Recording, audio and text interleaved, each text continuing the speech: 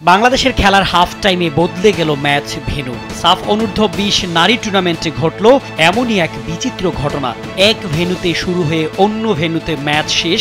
বাংলাদেশের ফুটবল ইতিহাসে এমন ঘটনা আগে দেখা যায়নি। ফুটবল বিশ্বে আছে কিনা দেখার বিষয়। ম্যাচের প্রথমার্ধ হয়েছে বসুন্ধরা কিংস অ্যারেনায়, দ্বিতীয়ার্ধ কিংস অ্যারেনার অনুশীলন গ্রাউন্ডে।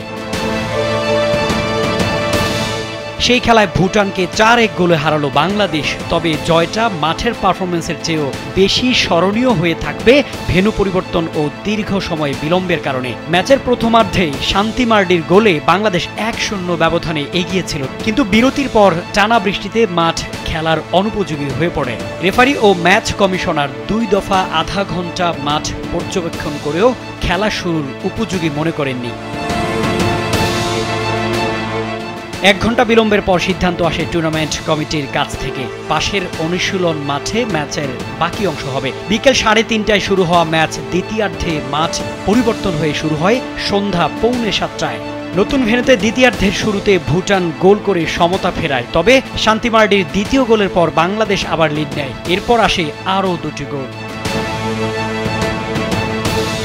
৪.৫ ঘন্টার ঘটনাবহুল ম্যাচে ৪-১ ব্যবধানে জিতে বাংলাদেশ পায় টানা তৃতীয় জয়। ৩ ম্যাচে ৯ পয়েন্ট নিয়ে বাংলাদেশের অবস্থান এখন পয়েন্ট তালিকায় শীর্ষে। ৪ দলের এই টুর্নামেন্টে প্রতিটি দল একে অপরের সঙ্গে ২ বার করে খেলবে। ৬ ম্যাচ শেষে সর্বোচ্চ পয়েন্টধারী দল হবে চ্যাম্পিয়ন। বাংলাদেশ এখন শিরোপার দৌড়ে অনেকটাই এগিয়ে। শামীম খান, কালবেলা।